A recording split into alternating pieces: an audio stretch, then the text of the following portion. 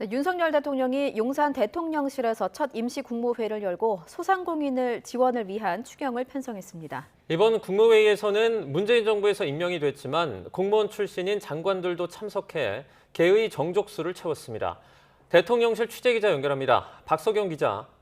네, 서울 용산 대통령실입니다. 예, 오늘 임시 국무회의 오후 3시부터 열렸는데요. 어떤 발언이 오갔습니까?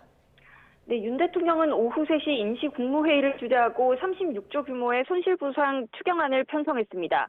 윤 대통령의 말 직접 들어보겠습니다. 중앙정부 재정지출 기준으로 36조 4천억 원 규모의 추경을 편성했습니다.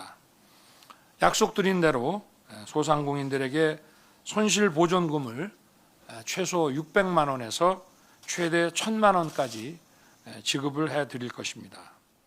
또 윤 대통령은 국무회의가 단순 안건을 통과시키는 자리가 아닌 치열한 토론의 장이 되길 기대한다고 당부했습니다.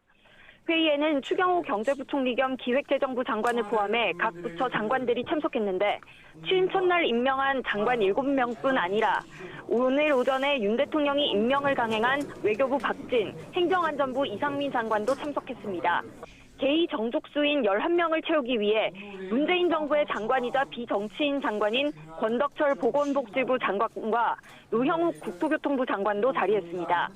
대통령실은 민주당 협조로 내각이 완비되면 첫 국무회의는 약속한 대로 정부 세종청사에서 열 계획이라고 설명했습니다.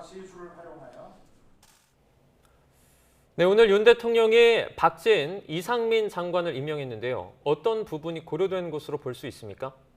네, 국회에서 인사청문 보고서가 채택되지 않은 후보자들의 임명을 밀어붙인 건데요. 한미 정상회담이나 지방선거 등 현안이 시급하고 국정 운영 기본이 되는 부처를 우선 임명한 것으로 보입니다.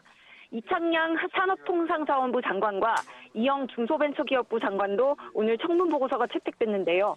대통령실 송달 절차가 필요해 임시 국무회의 전까지 추가 임명은 하지 못했습니다.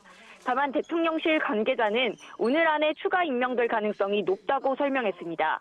민주당이 반대하고 있는 법무부 한동훈 장관 후보자 인사청문 채택 보고서는 아직 재송부되지 않았습니다. 지금까지 서울 용산 대통령실에서 YTN 박석영입니다.